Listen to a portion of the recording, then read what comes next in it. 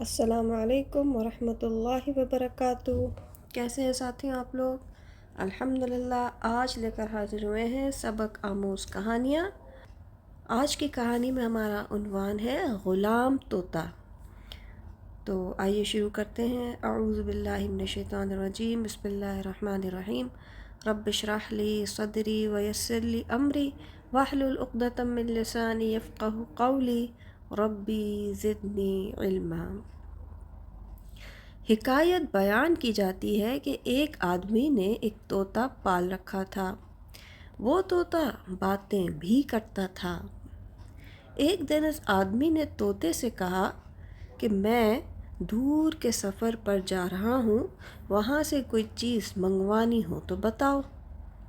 طوطے نے کہا کہ وہاں تو طوطوں کا جنگل ہے، وہاں ہمارے گرو رہتے ہیں، ہمارے ساتھی رہتے ہیں، وہاں جانا اور گرو طوطے کو میرا سلام کہنا اور کہنا کہ ایک غلام طوطا پنجرے میں رہنے والا، غلامی میں پابند قفس آپ کے آزاد طوطوں کو سلام کرتا ہے۔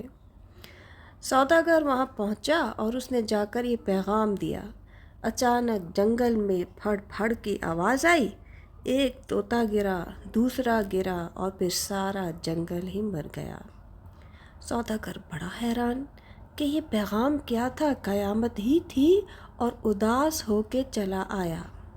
واپسی پر طوطے نے پوچھا کہ کیا میرا سلام دیا تھا؟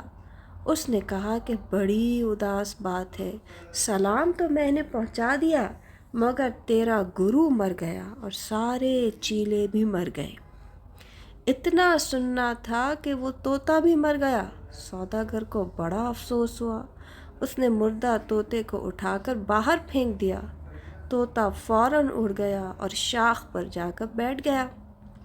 سوداگر نے حیران ہو کر پوچھا، یہ کیا؟ طوطے نے کہا کہ بات یہ ہے کہ میں نے اپنے گرو طوطے سے پوچھا تھا کہ پنجرے سے بچنے کا طریقہ بتا۔ اس نے کہا کہ مرنے سے پہلے مر جا، اور جب میں مرنے سے پہلے مر گیا تو پنجرے سے بچ گیا۔ انسان بھی اپنی خواہشات کے پنجرے میں قید ہے، ایک کے بعد ایک خواہش کا بوجھ، بس چاہیے کہ خواہشات کا قیدی خواہشات کو مار کر خود کو اس قفس سے آزاد کرے، جس حال میں ہے اس میں خوش رہے۔